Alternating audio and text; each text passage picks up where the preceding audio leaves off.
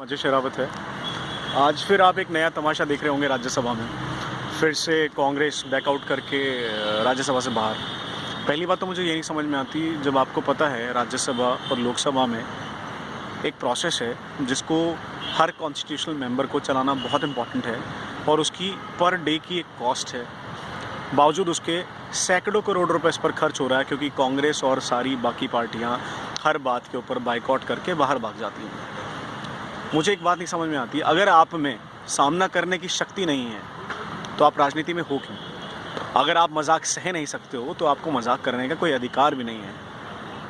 अगर आप दूसरों को कुत्तों की परंपरा बताते हो तो ये आपको बताता है कि आप गांधी परिवार के कुत्तों की परंपरा तो आप हो ही, इसमें कोई दो राय थोड़ी ना है।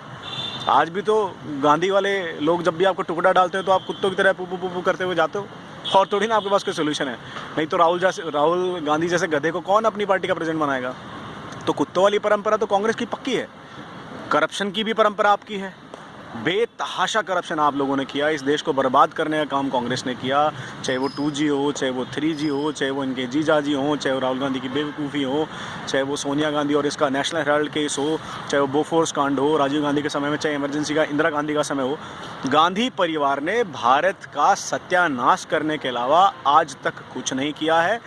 इन लोगों को ये आदत हो गई है कि ये देश तो इनके बाप की जागीर है।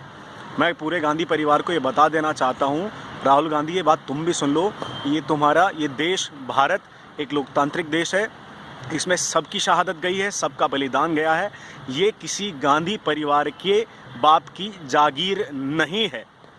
अगर प्रधानमंत्री, पुराने प्रधानमंत्री, अगर हमारे नए प्रधानमंत्री को, मोदी जी को, अगर वो ये कह सकते हैं कि आप खून की दलाली कर रहे हो या आप ऑर्गेनाइज लूट कर रहे हो, तो क्या मोदी जी उनको रेन कोट पहनकर नहाने का सरकाज़म भी नहीं मार सकते? अगर इतनी कॉमेडी भी अगर आप लोग को बर्दाश्त नहीं है, इतने जोक भी अगर आप लोग को बर्दाश्त नहीं है, अगर ये बातें भी आपको चुभती हैं, तो मैं आपका गधा राहुल गांधी हर रोज़ चुभता है, क्योंकि उसके मजाक और उसकी बेवकूफ़ियों की तो कोई हद ही नहीं है। हम ये देश किसी भी हालत में एक ऐसे गधे को नहीं सौंप सकते जिसे आलू की फैक्ट्री में और आलू की खेती में फ़र्क नहीं पता, जिसे ये नहीं पता कि स्टीव जॉब्स में ऑनर कौन है और माइक्रोसॉफ्ट में ऑनर कौन है, जिसे ये नहीं पता दूध महिलाओं ने नहीं, वहाँ के गौशालों और भैंसों ने दूध दिया है।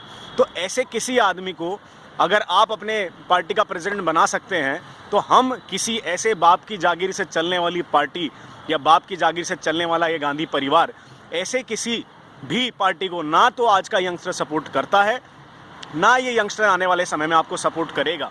और इस समय जो आप लोग लोकसभा और राज्यसभा में जो छोटी पार्टियां, लोकल पार्टियां और कांग्रेस मिलके गठबंधन करके हर रोज़ जो ये बाइकआउट करने का ड्रामा आप लोग कर रहे हो ना कि वहाँ बहस करने के बजाय आप लोग रोज़ ड्रामा करके बाहर भाग रहे हो, तो ये दिखता है कि आप कितने कायर हो।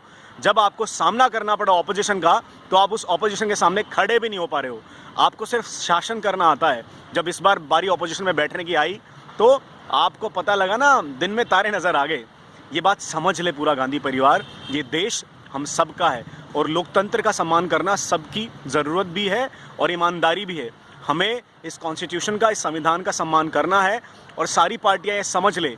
प्लीज़ पार्लियामेंट की पूरी प्रोसीडिंग को चलने दीजिए। ये हमारे टाइम का वायलेशन, ये हमारी कंट्री की वैल्यू की वायलेशन और एक तरह से हमारी इकोनॉमिक की वायलेशन भी हो रही है। हमारा नुकसान ना करें, आने वाले भारत को बचाएं, बहस करें, पार्लियामेंट में रहें और संविधान का सम्मान करें। प्लीज़। जय हिंद दोस्तों।